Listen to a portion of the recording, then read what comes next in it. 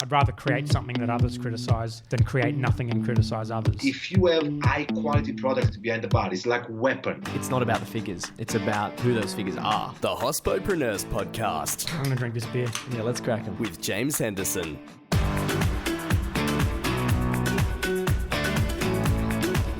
Hello and welcome to episode 57 of the Hospopreneurs Podcast.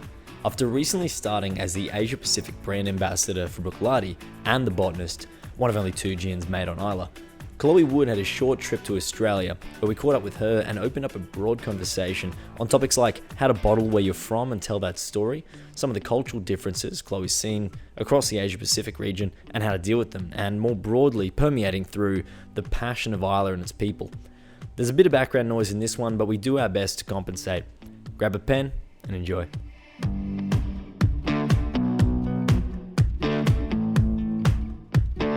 Hello and welcome to the show, Chloe. Thank you very much for having me tonight. No worries at all, no worries at all. The first question that I like to ask is, what is your crazy hospitality story? Oh, it's a very difficult one. I'm very well behaved as a person. So this is something like you've seen, overheard, something that's exciting or interesting that you have witnessed in a bar, restaurant, cafe. You don't have to have been working, or it doesn't have to be you personally. Yeah, but I mean, it's something very, else. because I've not actually come from the hospitality industry at all, so I've never worked in any bars or anything. Yes. So a lot of the time it comes from Islay, I suppose. Islay's like, when you talk about Islay, it's whiskey, so whiskey mad for everybody. Yes. So I've seen a few interesting fans of the brand working in the distillery for sure. There's definitely some people that are in love with our distillery, I would say. All right, tell us about them. Yeah, like sometimes, so we have people that own distillery casks, and we used to take them to their casks, and they basically, I've seen a lot of people sing happy birthday to their casks on the day of the birth. I've seen a lot of celebratory casks going on. Birthday cakes trying to be given with candles in warehouses, which does not go down very well. There's a lot of people very much fascinated with Bruichladdich. Oh wow, And a lot that's of what we cask love. That's what a lot of cask love going on. And that's what we love, because people are really interested in the brand straight away. That's awesome. That's Yeah. awesome. I've not heard any stories about intimate cask experiences yet. You don't maybe want to go down too far. That's that route. nah. Yeah. But no, there's a lot of interesting stories that come from the warehouse. I suppose a lot of people start off in the bar, and that's where they get their crazy stuff. Yes. Mine starts in the distillery, I suppose, and just Awesome. The things you can taste, the things you can learn, all of that kind of stuff. Yes. Tell us a bit about, I like to start with the crazy story. Listeners have no idea what's going to come out of the guest's mouth, right?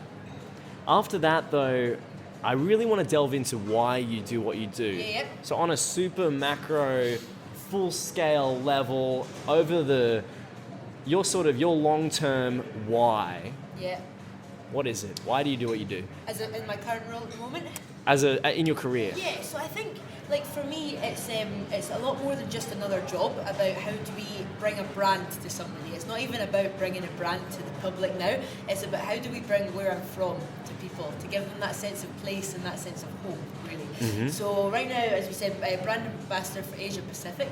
So I'm covering everywhere from China to New Zealand in scale. And every time we do a presentation or a talk or just an event in general, it's trying to showcase more than just the liquid itself. It's bringing that story to life.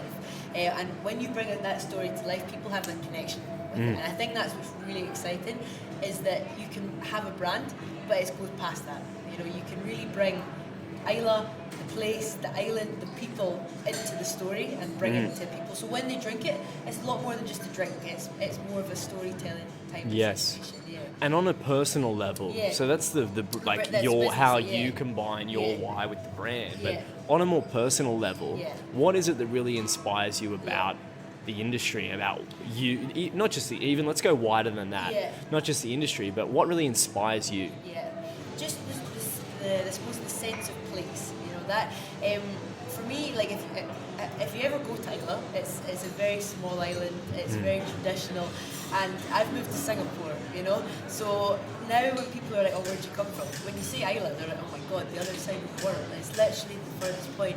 And beyond the brand, it's about talking about where you come from, trying to showcase that locality where I've been based. So you're passionate about where you're from. Where you're from, 100%. 100%. Like where you're from and what's produced from there. So like we talk about like Scotland being good for whiskies and like all that. But Islay in its sense is phenomenal. Yes. For a lot more than just whiskies, for like the landscape, the place it comes, the people that are there, every element of Islay is a beautiful thing to showcase as a brand. Oh, also awesome. as a person, I think that's what makes Bruichladdich quite different, because we're people. It's not just like a brand script, and that's what is often interesting in tastings and tours, because nothing is scripted. You know, you can just have a bit of fun with the brand. Yes. And I think that coming all the way to Singapore or anywhere in the world to showcase that is what I am really passionate about.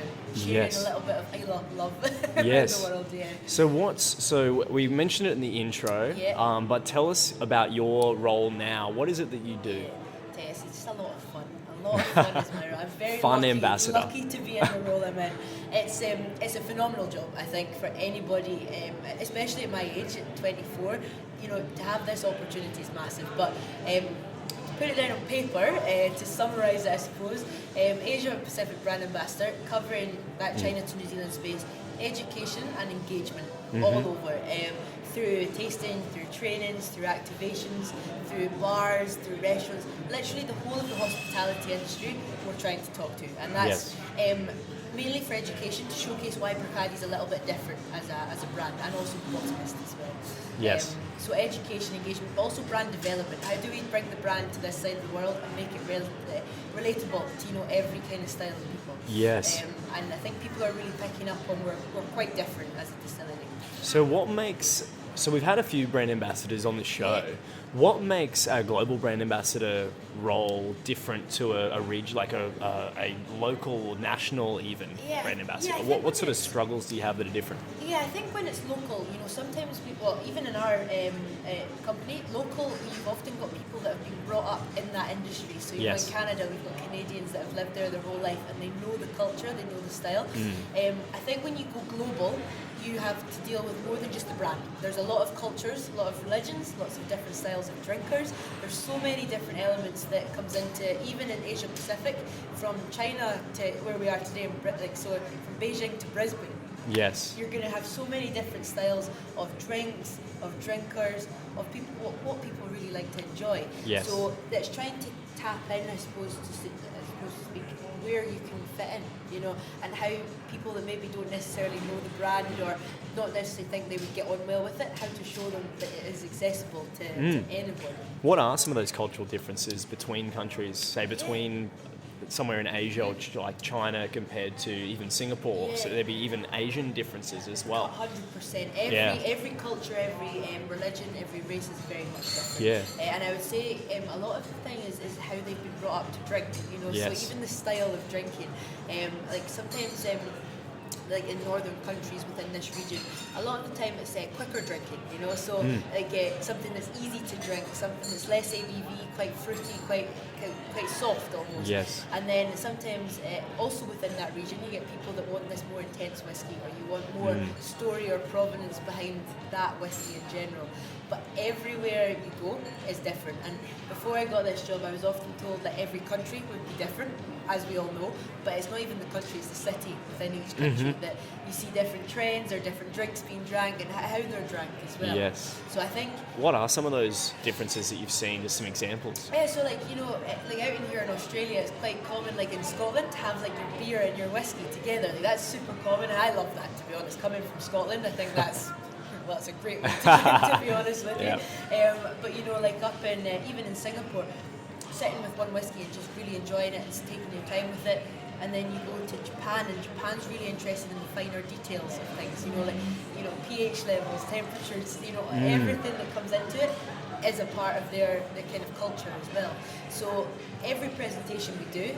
That's why we say when it's not scripted, because you never know what you're going to get thrown. You know, you never know what you're going to get asked or what questions are going to come in.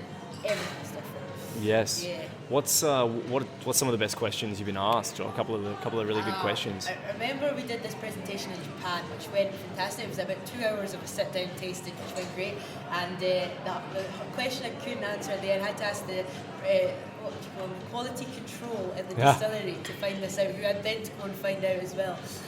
What was the pH level of the water source that we would use? And that. Good question. It's amazing. Yeah. Because then once you know. So like we asked the distillery and they said, God, that's a good question. So everyone's learning. Everyone's going to do something else. And we're just doing a tasting just with we did down at Savile.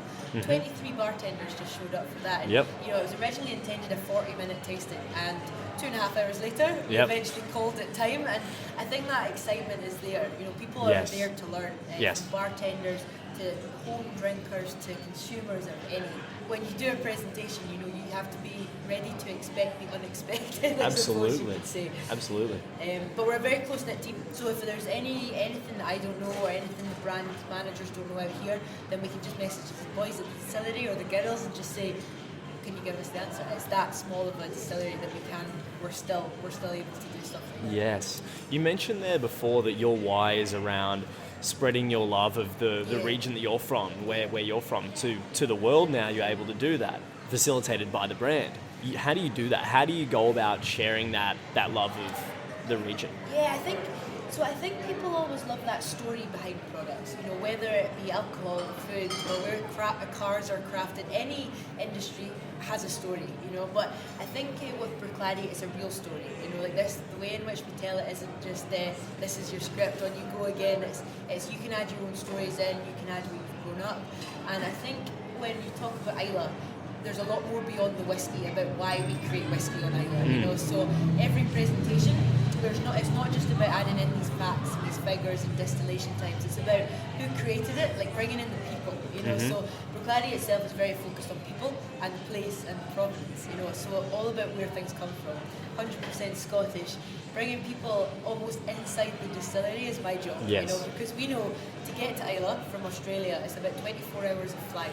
So not everyone in the world is ever going to do that. You know? So how do you bring Islay to consumers, just drinkers? And I think if you can give them that little bit extra of stories, or like real stories that have come from the stillman, the mashman, you as a person, or like the shop tour guides, anyone's got a story. It's just bringing your own personal kind of twist onto it as well. Yes. And if you do that, people find it's a much more personal drink.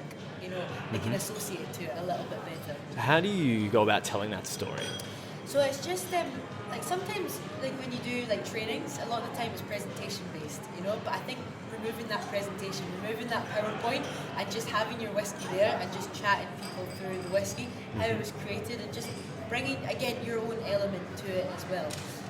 By just talking, talking, showing pictures of where you're from, videos of where you're from, and just again, it's a lot of the time if you use images, it's a lot easier to explain. But I think when you've got someone from the island, it's all real, because these are just experiences that have just happened naturally. So you mentioned there about images as well, and we've got technology that's coming in that's facilitating our ability to spread that more and spread that reach, the reach of that story. How do you believe things are going to evolve moving forward? How are things going to innovate? How's the role of the brand ambassador going to change into the future? I think, definitely over the last few years there's been kind of a surge of brand ambassadors, because every company is wanting to promote in every part of the world what they're doing. Yes. And I think as a brand ambassador you have to become very innovative yourself. At the end of the day, if we were to do presentations day in, day out, everyone would get accustomed to that. So how do you do something a bit different? And Bruichladdich is real good at what we use, and literally the product. The product is the core of everything. So how do we go into more things in detail, such as the barley, so bringing samples across, the peat sources, the liquid at spirit type, really taking that general presentation and putting into like almost like a study program. So people can come in and you can sit for 4 hours. You can really get in depth in one particular subject. Yes. And that's why there's this job. You're never stopping to learn, because whatever you've taught somebody, next time you speak to them, you've got to have something new to teach. So, as much as my role is education, I've got to be educated myself. So going and learning how to cooper casks, with the guys, not a skill that I definitely have, but learning how they do them, and learning about barley, learning about peat sources. So I think Bruichladdich, and I know that for a fact of Bruichladdich, it'll always be personal. We'll never go into technological side of it, in the sense that it'll never just be screens and like PowerPoints only. It'll always be like that personal touch. Yes. Because that's what the distillery is based on. Of course. And I think if you keep it personal, you keep it more exciting as well. Yes, there is this difficulty of accuracy. Yes. So without technology, Yeah. you can't get as accurate Yeah. with your measurements and your Exactly. your systems, Yeah. right? So there's this argument between traditionalists and innovators Definitely, around. yeah. So obviously you're on the traditionalist end of the Yeah. end of the fence, or Yeah. end of the argument. Do you believe that there's merit in innovation then? And how should Yeah, people be innovating? 100%. It's a I big think- question. Yeah, definitely a very big topic. But I think the thing is that with Bruichladdich, or I say like even on Islay, we have so many different types of distillation, and there's distillation types for what the purpose of that drink is. You know? Yes. So like at the distillery, we were built in 1881. In 1881, we were seen to be the most modern distillery on Yeah. Islay. We were Islay's very first purpose-built distillery. Everything was modern, everything was high-tech. Now, 137 years later, we've changed literally nothing. So now we've gone from this modern distillery to one of the most traditional styles of producing whiskey on the island Yes. as well. And I think that definitely moving forward in the industry, there's certain distilleries that will benefit from technology, like coming in and using it for production, for distillation, for producing maybe that higher yielding product. But because we're focusing on lower yield and experimentational side of what barley strains we're using, what cask type, we're really focusing really in depth to what we're using as ingredients, in the sense that we don't need to be producing lots, we can just produce quality liquid on Yes. its own. Yeah. So There's- using old stuff is a good method to do that, yeah. There's this, I guess, where the argument is made difficult is Yeah. where is the point in which bringing technology into a production system changes the system to become a different one. See? And I think it would be straight away. Do you know that? So the first thing you introduce, so Yeah. if you've introduced one thing, it becomes a different change it. system. Yeah, 100%. Because see if you're like on Islay and you go to Bruichladdich, if you walk through, there's not one computer in the whole production. It's all done by hand, it's all done by taste and smell. Yeah. And that's genuine skill from the guys that are doing that, so the mashman, the stillman. Yeah. If we were to take that away and put in a computer to regulate everything, of course the flavour's going to then be the same, because that's what computers can do, is keep it the same. But from stillman to stillman, from mashman to mashman, their flavour profile is going to be different. So automatically that natural whiskey is naturally going to be different, And I think it's a line we say all the time. We never want to have a consistent flavour in the sense that everything tastes the same. We want to have consistent quality flavour, Okay. And I think that concept is really lovely, because we don't look for consistency in like the style of spirit that we produce in the colour or the flavour profile, because we love those little changes. Yes. And if it's naturally, it should change. Yes. Yeah. Does that mean, so should people be looking for the year stated? 100%, yes. The batch? Basically you can, we're a distillery that's based on transparency, and we will tell you literally everything down to the stillman who created Cool. created that drop, because as a consumer, I think it's really important you know what you're drinking. And so we have the classic laddie, which is our core product. Every batch we make is a different batch, different casks, different barley from different regions of Scotland, different amount of casks. But the job of Adam, our head distiller, is to create that style that is the same in every bottle, but I should say the same profile. But how that's created is every time it's different, Yes. And then we have the Islay barley releases. We don't put an age statement on them. We put the year of distillation. And Yes. we treat it much like wine, in the sense that you have a 2014 beautiful French wine. When that's done, you're never going to be able to recreate that season of growth. That's so right. I think it's a new concept for Yes. sure, and I think Bruichladdich is definitely, I wouldn't say leading the way, but leading these kind of ideas to come to mind. When Yes. you think of innovative and also, I suppose, experimental, Bruichladdich is really pushing it on that from not just From a distillery, traditionalist perspective, yeah, right? Exactly, yeah. So you've got this traditional distillery. Yeah. The branding is so modern, so like that automatically changes it round. Yes. And then the team, we've got the largest team on Islay making the whiskey because it's done by hand. Yes. But 56 of us are under 40 years old, so we're led by such a young, really creative, really experimental team. 100%.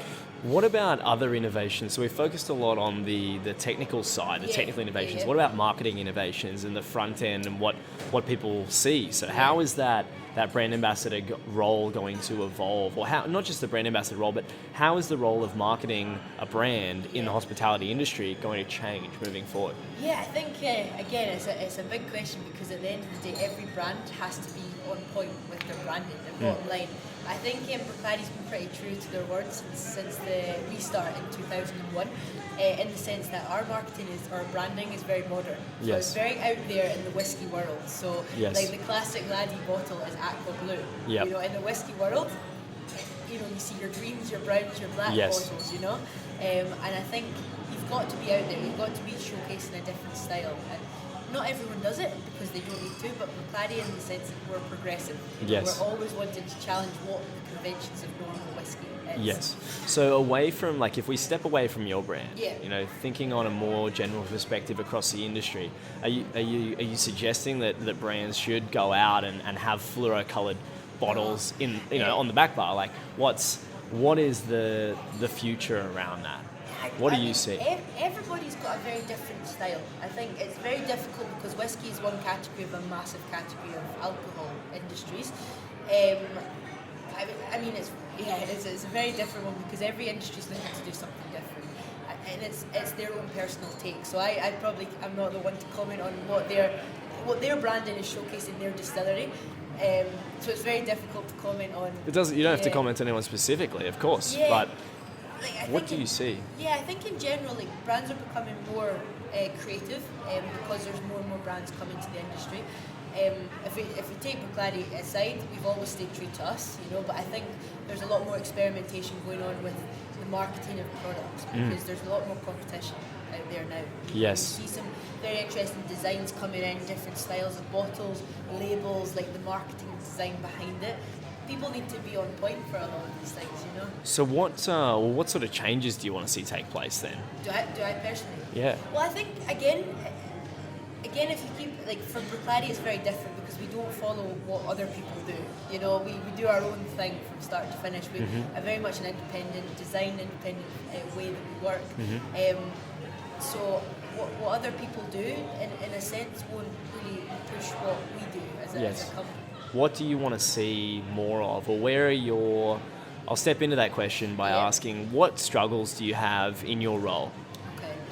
Well, I think Bruichladdich is, as my role, I would say the struggle is keeping it, because we're so different as a brand, you know, I think that's the first thing, in the sense of what we talked about, you know, what we focus on is our core beliefs, in the sense that we're not just all about your age statement whiskey or putting it out there because this is what people are expecting to taste. So I think our flavours that we create at Bruichladdich are big. You know, they're big flavours, whether it's our unpeated or the Octomores, you're super heavily peated.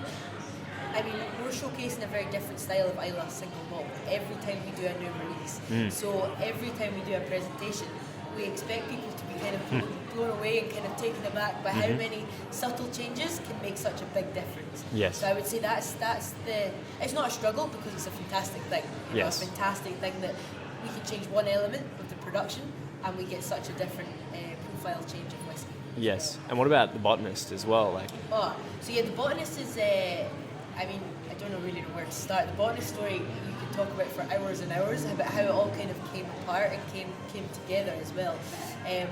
But The Botanist is based on the 22 local botanicals. So just like the whiskey, it's all about locality and being sustainable in your own environment. So the 22 botanicals are the base, and it's the very first and only Islay dry gin that's ever been created. awesome. With the challenges that you face, how do you go about overcoming those? Yeah, I think it's maybe not the right word is even challenges. It's every day is a learning day. You know, know. So what I get questioned by consumers, or you maybe get like these kind of negative things, if you do find them, you turn it into the positives. You know, I think it's taking that, and what's good is like we're such a close-knit distillery that if we get comments that maybe we need changes or we need something different, then we can always talk about it. You know, it's not like a brand where we shut off. We do our own thing. Yes. We listen to everybody. So everything, like if we do a presentation and someone says, oh, you know, I don't maybe enjoy that as the last one, or like I would like to see more of this, we can relay it back. It's not necessarily something that we're going to do as a market trend, but we can always talk about it as well.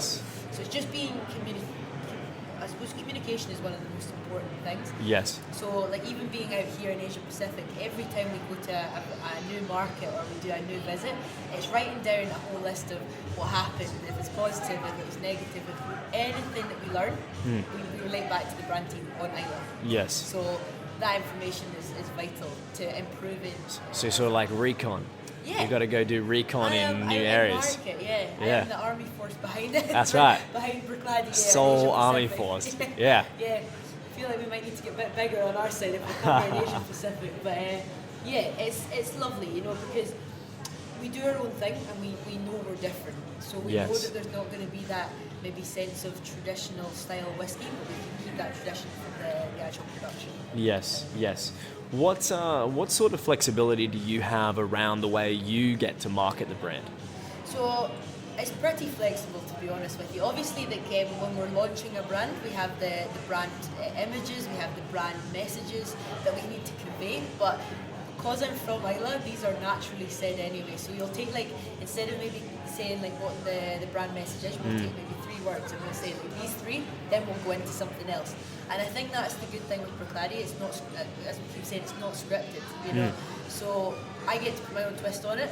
Photos, videos, anything I've got from Islay, any of Islay experiences, they never say no to. Chuck that in the presentation. And I think that's with everybody. Even if they've never grown up on Islay, if they're promoting that Bruichladdich whiskey, they will put their own twist on it. Awesome. So if you do a presentation with me in Singapore, and then if you go to Germany with our German ambassador, he's been a fan of Bruichladdich for, it must be over 15 years now. And you will get a totally different story, but it will still be true to the brand. So I think that's what's real lovely. Awesome. Yeah. Fantastic. So in the development of your way of marketing the brand, or because you've obviously come from a different background, not necessarily a bar background, right? Yeah. But you still have a way of executing your creative ideas. How do you come up with new creative ideas? So I think a lot of it's learning from I suppose, peers in the industry. So there's a lot of amazing people that I was fortunate enough to work with at the very start. So when I began at Bruichladdich, our head distiller was Jim McEwen, like an industry legend within whiskey, and Duncan McGilvery, again an industry legend. And you know, I remember the early days just walking in and being like, anything you can tell me, please tell me, you know. And it's little like stories from them that I love, and I think it's trying to bring their stories, keep them alive, because these are some of the best stories in the industry that have happened to them, and then also bringing them to be this as my personal. So it's that kind of mix between the two. Yes. But I think the main thing is you have to know your brand inside out. As soon as you know the basics and always the more complicated stuff, then you can start going off on whatever route that you want to take as well. Awesome. And it's a lot of the time is spending time with the people who create it, you know, so actually doing shifts in the mash house and shifts in the cellars and the warehouse with the boys or the girls, you know, and just really spending time in the creation of the spirit. On the battlefield. On the battlefield. Yeah, that's how I look at it. It's like you're in the trenches. You are there where it's being created, you know. And I think, like my first day at Bruichladdich was one that I will not forget. So I actually started, 4.5 years ago, and I thought I didn't like whiskey. That's the first thing I thought. But I loved the production side of it. I was like, this is amazing how it's created. And I went in, and I remember at 9 o'clock on Monday morning, there was like 8 whiskies lined up one after the other with notes on each of them.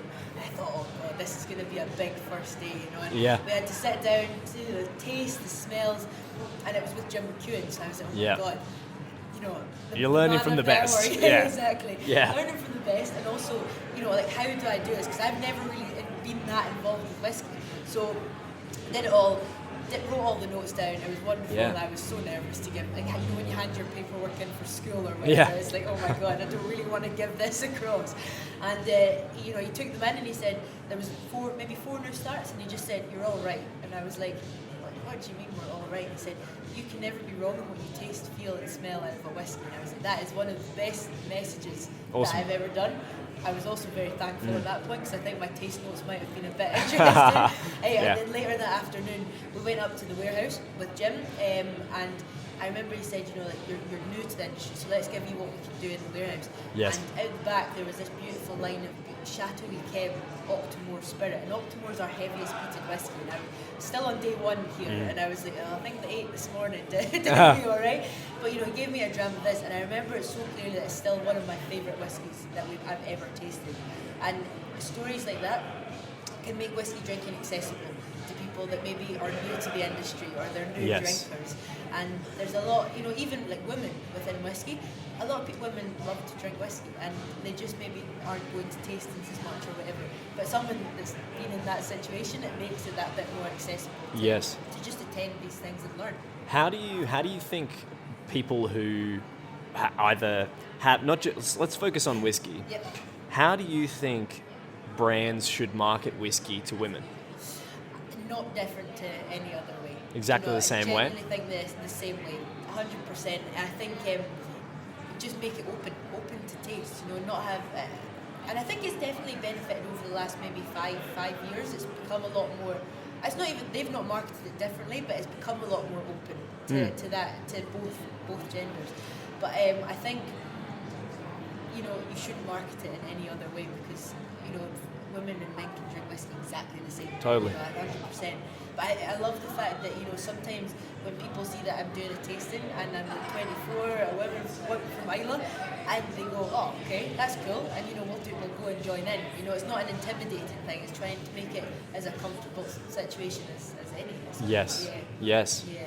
Awesome. Yeah. So what is the next step for Chloe Wood? Oh, keep on walking with every country that we can follow. I think, to be honest, I've been out here a year, almost a year, and it's been a phenomenal year, but it does not feel like 1 year. So I'm probably going to be here for a long time yet, you know. Awesome. But I think education-wise, it will be a long time before I jump out of this role. But where to next in the world is probably undecided. You know, Asia-Pacific's a big place. Absolutely. And to see Asia-Pacific is amazing to do through work. But Yes. I would love to always be able to, whether, you know, it's within this role or not in, just to tell people about Islay, tell people how amazing Islay actually is as a place. Fantastic. Yeah. Well, it's been great having you on the show today, Thank you very Chloe. much. It's a pleasure to speak to you. We're talking about Bruichladdich and The Botanist. No worries. Thank you very much. See you soon. No worries. Thank you. The show today was produced by Angus Brennan. If you'd like to know more about hospopreneurs, for advice, insights, and extra content, find us at hospopreneurs.com. Thanks for listening.